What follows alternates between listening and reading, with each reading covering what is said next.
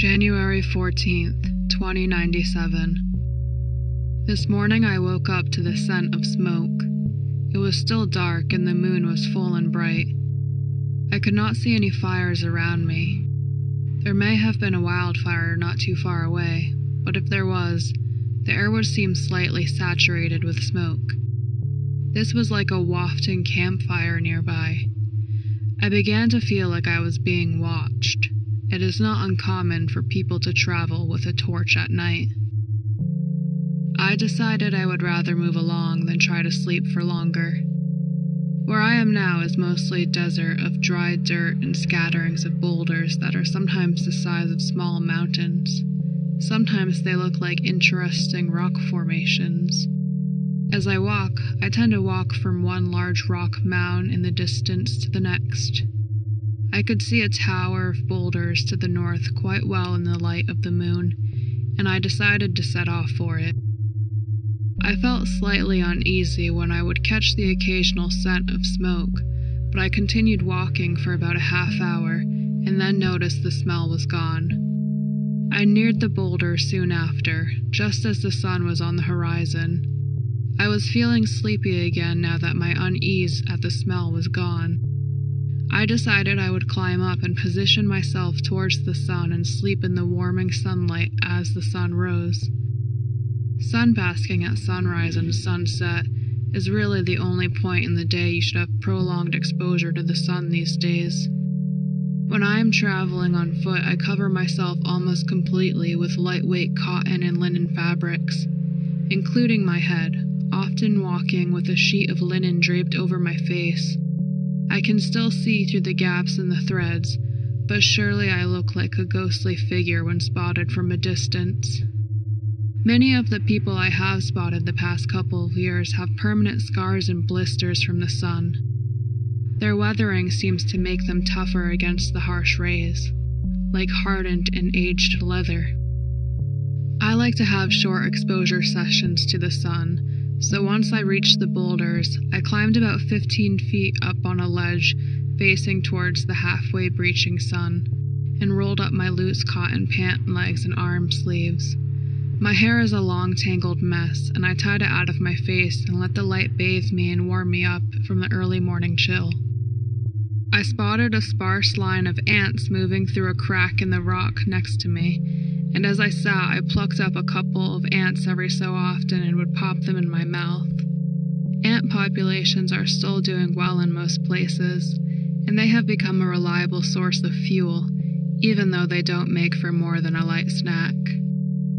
I sat for nearly an hour, drifting back into a light sleep. Then I was jolted awake at the distinct scent of wood smoke. I looked around and did not see any fires. I am not close enough to a forest to have such a distinct wood smoke scent. I figured there must be a campfire nearby. I thought maybe it could be the scent of a torch or even a match, but that would mean it must be very close. I stood up and swung my bag on my back, as the sunlight nearly blinded my eyes that were just asleep. I climbed up to the top of the boulders from the ledge I was on, and gazed down below to see if there was anyone hiding in the crevices of the boulders or sheltering at the base. That was when I spotted a small stream of smoke dancing up from a narrow crack about 15 feet from me on top of the summit. I approached the wisps of smoke and gazed down into the crack. The crack was narrow, no more than a few inches, and it appeared to go very deep. It was possible that there was a cave system within, and that someone was living deep underground here. I decided to climb back down to the base and search for any openings. I knew there was danger in searching for whoever may be living here, but every person that I have encountered who lives underground usually does so because they are weak and can't survive in the harsh climate above ground like I can. They can still be dangerous, of course, but it's more likely that they fear me more than I fear them. I circled around the base, kicking up dirt in some places in case the entrance was disguised. I eventually came across a big gap, big enough for my head. I got down on my knees and peered in, but was unable to tell how far back it went. I used my hands to shovel some dirt out and heard the sound of little rocks falling backwards into what seemed to be a larger hole.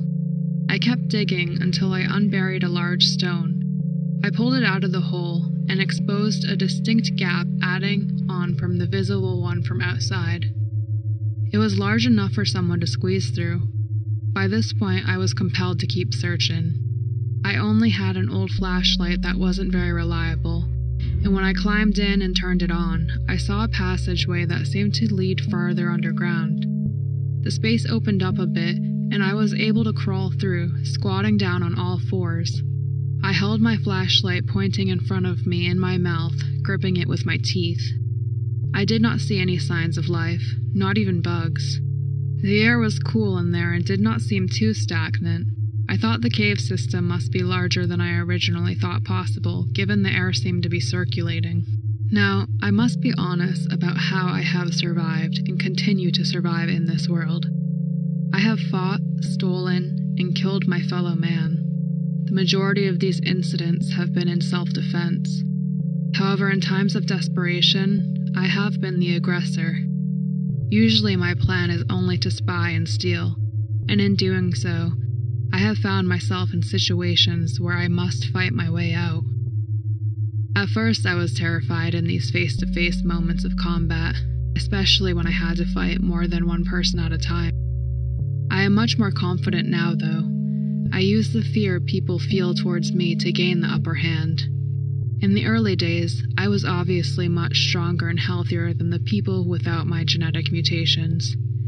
I used this to my advantage, and took what I needed from them. Now, those left are mostly altered like me, but we aren't all as strong as one another. I was lucky enough to get the most expensive gene editing while in utero because my family was wealthy. The others are still measurably better off than the natural humans, but only a small percentage of them got the full package like I did. I still fear them, but because those of us with gene alterations are significantly less social creatures, the majority of my encounters with others are one-on-one. That is why I had the confidence to creep into the cave system and try to sneak up on whoever must be down there. I likely had the advantage by surprising them in their own home. They were probably fearful and weak, hiding down here, hiding from people like me. I moved swiftly and silently for a few minutes. Then I came upon a very small gap, and I could see a very dim light streaming through. There was no way I would be able to fit through the gap, so I felt around and found there was a loose rock on the other side that was covering the gap. It wasn't easy because the rock appeared to be very large, but I managed to push it out of the way, until the faint light illuminated a hole large enough for me to squeeze through. I quickly shoved my head through the hole, hoping to spot any cave dweller before they spotted me. On the other side was a short but wide cavern. The top had a crevice in the rocks that appeared to reach all the way up to the summit, where I had seen the smoke coming from. Light was streaming in from there, and the scent of smoke was distinct. My eyes darted to a foot disappearing into a hole on the other side of the cavern, and still on all fours, I rushed towards it, dropping the flashlight that was still in my mouth. I hastily reached into the darkness and slammed my hands into the legs of a person. I wrapped my fingers around a bony ankle and yanked a small and sinewy figure out of the darkness. The first thing I saw were large eyes, full of terror, looking up at me. My heart was racing, but I was determined not to show any fear of my own. "I saw your smoke," I said flatly, gazing down at the face, now illuminated by the faint light. The person was very pale and thin, stunted in growth, and perhaps a few years younger than me. "Oh," was all he said in reply, now revealing he was a he with his voice. He shook with fear as I still gripped his ankle. "How long have you been here?" I asked. I don't know how long exactly, a year maybe?" he nervously spat out. I did not feel any immediate threat from him, so I backed off and crouched down in front of the entrance of the cavern, putting a few feet between us. He sat up and backed up against the wall of the cavern on the other side. "How big is this cave system?" I asked. There isn't really much more than this, just a few other small holes like the one I was going for, he replied. We looked at each other for a moment, until he looked away, clearly uncomfortable. He was wearing coveralls with a bulky coat underneath from what it looked like, and he smelled terrible. Is there water here? I asked. No water down here. It only rained once and it dried out again quickly. He shook his head no while speaking. I wondered how he must be surviving. Surely he did not bring a year's supply of water down here. He could have some kind of solar-powered condenser system, but this desert is so dry I couldn't imagine that would give him a sustainable amount. Plus, that kind of technology is probably old and worn out by now. He seemed to sense my curiosity and offered more information. There are rats near here. There are much smaller caves about a mile away, but they must have water because I see rats climbing in and out of them. Must be a spring or old well down there. So you drink there then, I said in understanding. Well, yes, but I can't reach the water. Only when it rained did I get some. No, I eat and drink the rats. At night, I go out and I get rats. That's how I've been surviving. It was clear he wanted me to leave. I did want to go too. I did not think he would be a threat to me given his small stature, but now I knew where to find him. The idea of him killing me for his own future safety was not absurd, and because of that, me doing the same was also reasonable. I eat rats too, but have never relied on them exclusively. The fact that he did made me uneasy. The ones who live in the urban ruins mostly eat rats and other people. I did not want to be this guy's next meal. Surely I was much more of a match than the rats he was used to, and he still seemed extremely scared of me as he watched me silently look at him and mull my options over in my head. I did not believe he did not have anything in here worth something to me. Where did you get the wood you were burning? Oh, I just use a magnifying glass on some paper. I have some old books. I just burn some paper sometimes so I can see down here better, he replied, almost seeming a bit proud of himself for his method of burning. I did not believe it was just paper burning. I myself rarely ever light any kind of fire, but I can tell the difference in smoke. Also, considering the fact I could smell it this morning from over a mile away did not provide a good enough explanation. A bit of paper burning was just not strong enough for me to sniff this guy out. I looked at him for a moment longer, and decided how this must go. I was going to have to kill this guy. Please, I don't mean to be rude, but please go. This is my home now. Please just leave me. I have nothing to offer you, and I am not a threat. Please go. He softly pleaded with me, fear rising in his voice. Just then I sprang for him. He sunk down against the wall and put his hands over his face. I shoved my hands around his throat and smashed his head back and forth against the wall. Blood poured down onto my hands as his skull cracked and made a wet thumping noise against the rock over and over again.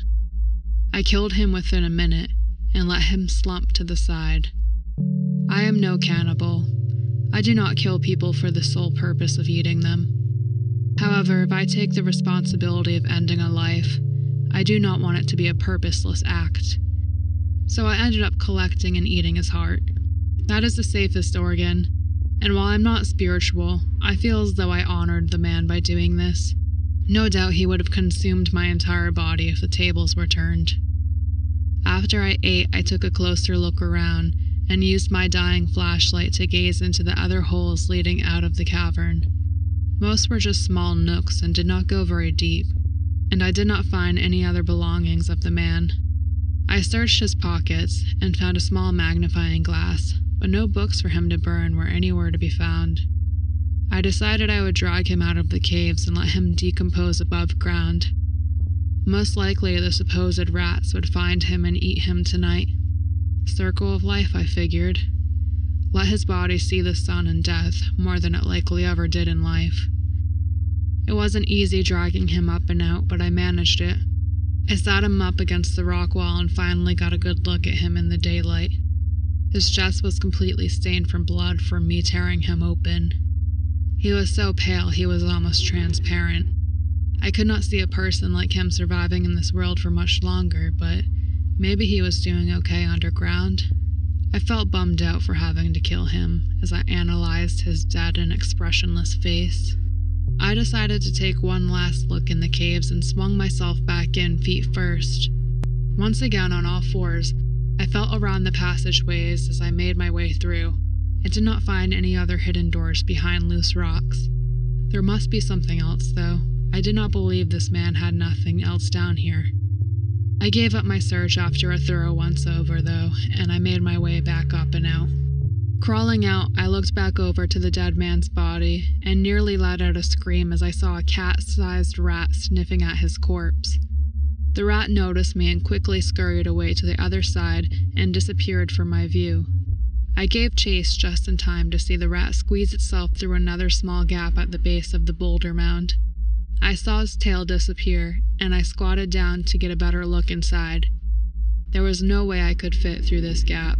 I tried to move some dirt and rocks out of the way, but it was clear I would not be getting in. The rats make me very uneasy. The underground of the urban ruins are full of them, and they appear to have sophisticated passageways of their own creation. The idea of rats living underground in this desert makes me feel less safe. I figured not many other things would be out here. I decided I would not be sleeping anywhere near there, and I set out for the day. I wanted to put as much distance between myself and that scene as possible. So I walked all day, well into the evening too. The moon was again very bright, and I found some sprawling sand dunes to take refuge in for the night. I have sheltered myself near the top of a large dune, slightly down one side where the wind isn't blowing. The sand is still slightly warm from the sun that set hours ago, and it is soft and comfortable to lay in. I will go to sleep now, though I am still a bit uneasy. This landscape feels more dangerous and unknown than I thought it would. All day I imagined myself being followed by bloodthirsty rat packs in the ground below me. My mind is finally growing tired now, though, and my body is exhausted from how much I walked today, so I'm gonna try and drift off now.